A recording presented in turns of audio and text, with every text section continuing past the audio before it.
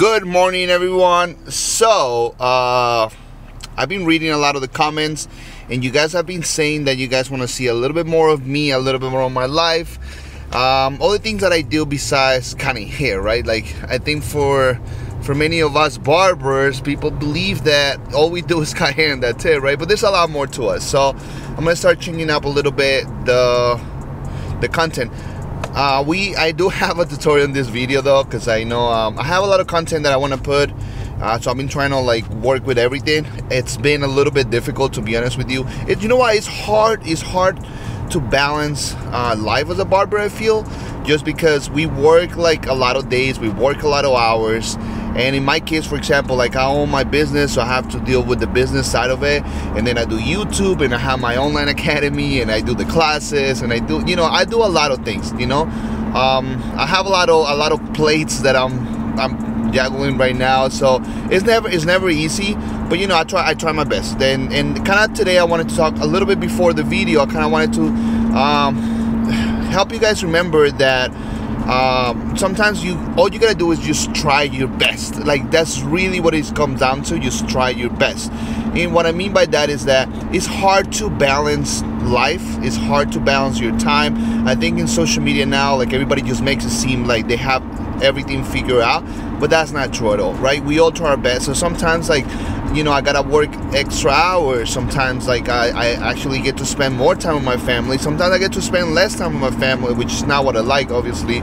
Sometimes, like, I get to go to sleep a little bit earlier. Sometimes I go to sleep, I get no sleep because I go to sleep really late, But at the end of the day, as long as you are doing it for a reason, for a purpose, then I think things will be okay. You know what I mean? That's what matters, right? It's about like finding that balance. And then when you feel overwhelmed, when you feel like like you're tired, then take a break. It's okay. Like, it's okay if you take a vacation.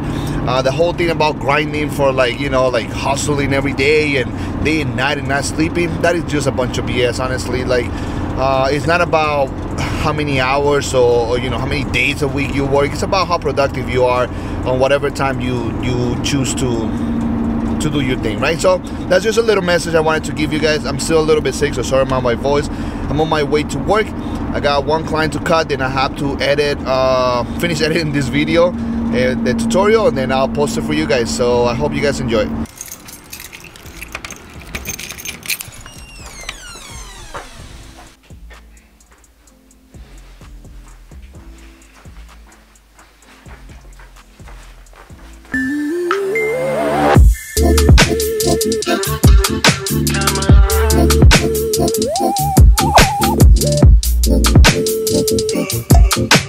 So to be honest with you guys, in the 3 to 4 years I've been doing YouTube, I'm gonna be honest, I never done a voiceover during the day.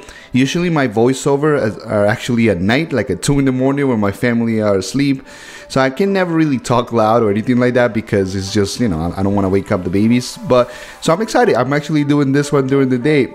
So anyways, so the first thing we're going to do, we're going to cut the top first. I like starting with the top. I know many people always ask me why. Reason for it is just, it makes it easier, right? Once you cut the top, you already know where that you're fading from there down. And that's the way I like to fade. I like to fade from top to bottom. So that's the reason why. How you can see that the client has a crazy growth pattern on the back.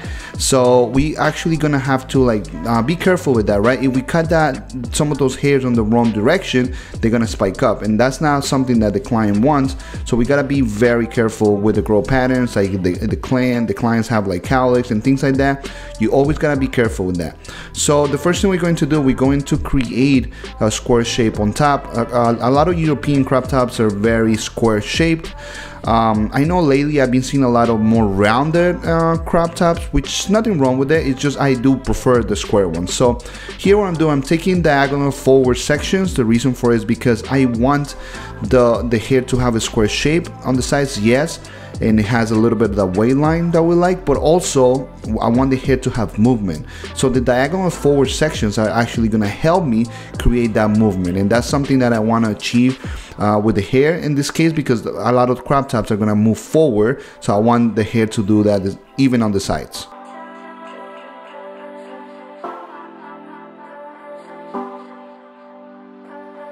Same thing with this, with the back. Reason why I'm taking kind of diagonal sections is because the grow pattern on the back, that's in the direction it wants to go. So I want to cut in that direction because I don't want to change the shape. I want to maintain that square shape on the back, but I also have to make sure that the shape I'm creating, it goes with what the hair wants to do with the grow pattern. So just keep that in mind. I know it's just a little bit complicated for those that are just starting to cut hair, because this is very advanced, it's shapes and all that stuff. But even for those that you're starting, if you learn shapes, that is the first thing you learn, for to say it like that, then you're gonna have no problems, because you know you're gonna be so more advanced than most barbers. More barbers do not understand any of this, and that's the reason why, like, the barbers that do understand this, they have some clients that are only going to go to them because they're the only ones that can do it. So this is something that's important to learn. It's a little complicated. It took me, for example, it took me a while to learn it, but I think once you do, like, you understand hair so on a different level, and you can give the clients exactly what they're asking for because you understand hair. That's the most important thing. I guess it's not just to give you clients a haircut, it's to give you clients what they really, that style that they really want. I think it's very different to give a client a haircut and to give a client a style. I think there's two different things.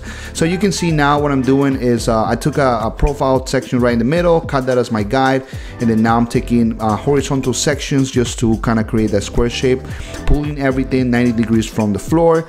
And how you can see on the front, there's a little longer piece, and I'm not cutting it just because that's what I want it to be, longer in the forehead, so now I kind of break that super square shape on the front.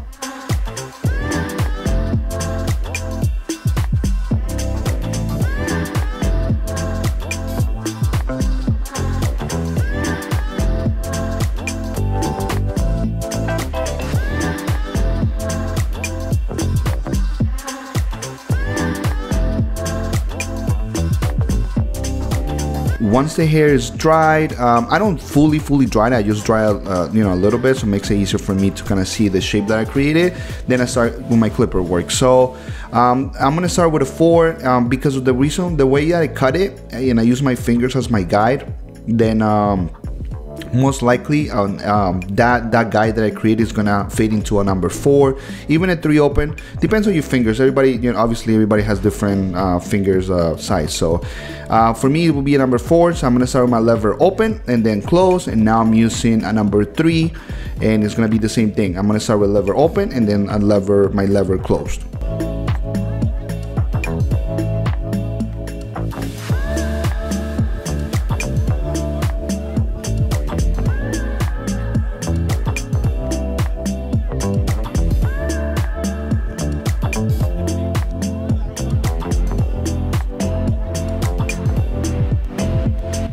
So now we're going to create a skin line, to say it like that. So what I like to do now is actually I use my clipper with the lever closed to create that line, because I realized that whatever machine you use to create that line is the same machine you're gonna use to remove it.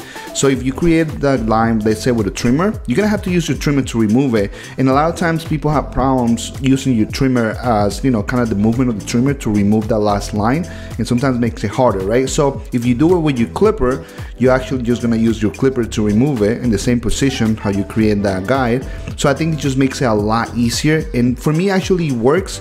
And for other people, I have gotten really good feedback about this tip, so it works, right? So now I'm using my shaver, just bolting down the bottom. Honestly, I love this shaver. I think it's my favorite shaver. People ask me all the time about the other shavers. I haven't used many of them. I do have the Braun, Braun 9, Series 9 now, and I love it as well, but I still use my Endless Pro Foil. So, you know, that's a little thing that I still like it. I mean, it doesn't matter how good the other one is, I still like this one.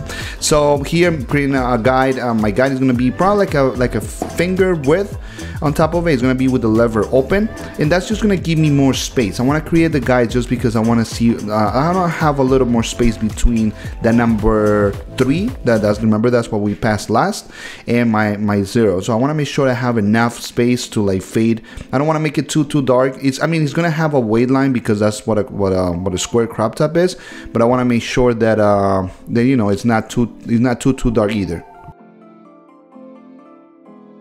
One tip that sometimes it helps people is that once you create that skin line, erase it right away. Sometimes, like, if you wait until the end, it makes it harder to remove. So in this video, for example, like I created the guide and then I started right away fading it. So I started with my lever open, then close it a little bit, then and you know, continue working on it, then close it a little bit more until I was done with that guide. So sometimes if this is something that you have problems with your skin line, then this is maybe something you want to do. You want to remove that line right away.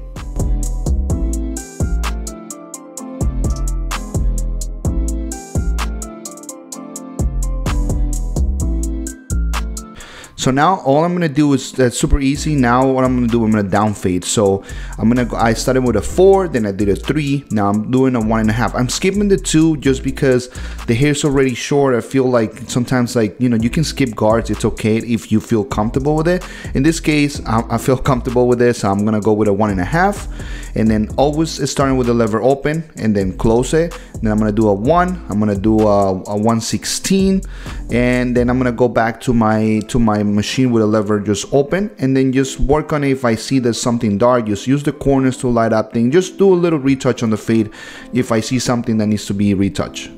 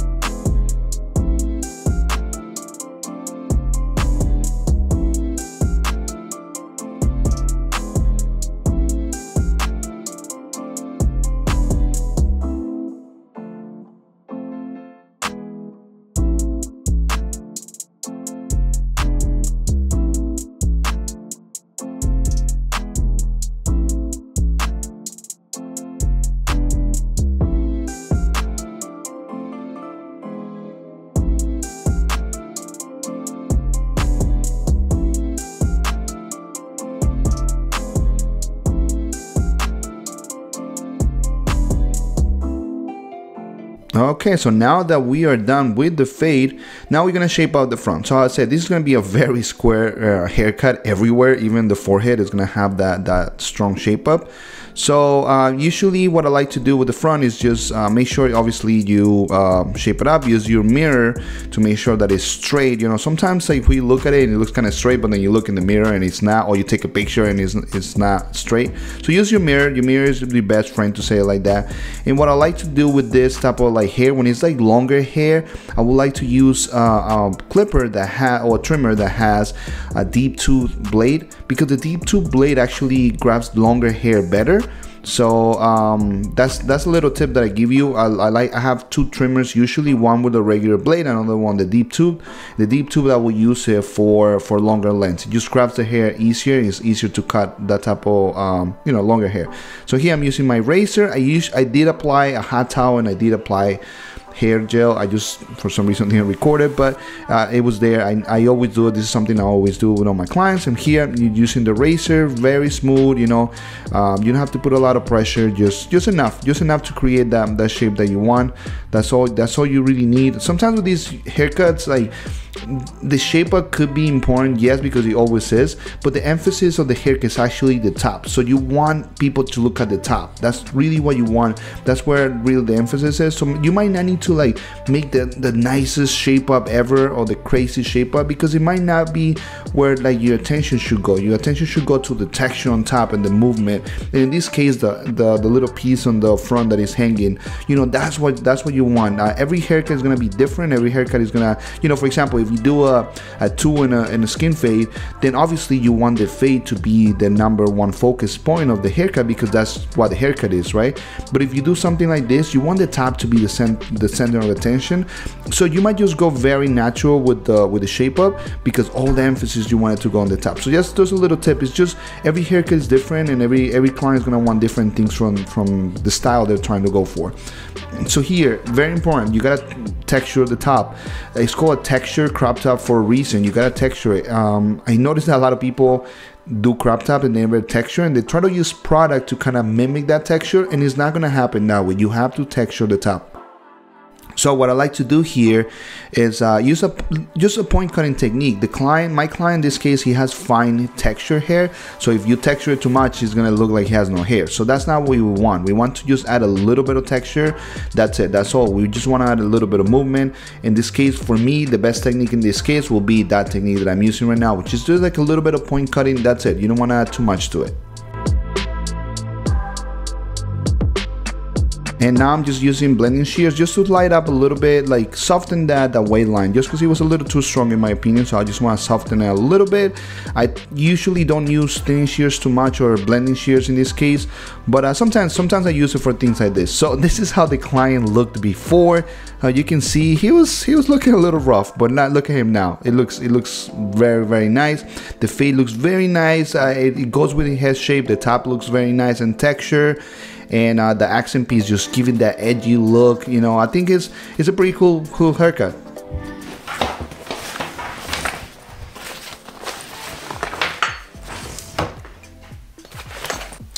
One of those things that I was talking about before, you know, about balance, right? For example, like right now I'm at work and I don't have anybody. For whatever reason, I have a big gap, right? So what I do in the meantime, instead of sitting down doing nothing, right, I try to like do a lot of this work on YouTube and all this stuff, and that helps me to avoid having to spend the time at night, you know, having to do it. So sometimes, like, you know, we don't have anybody at the shop, and then the first thing we do is kind of like go ahead and waste the time. But instead of doing that, you know, just sit down and do nothing. I'm actually gonna get some of the work done. So like that, when I get home at night, you know, I can actually do something else or relax or whatever else. So just keep that in mind, guys. It's just about balance and how efficient you are with your time. Not how long you work, but actually how efficient you are with it. And that's what matters. And I hope you guys enjoyed the video. I'll see you guys in the next one. Take care.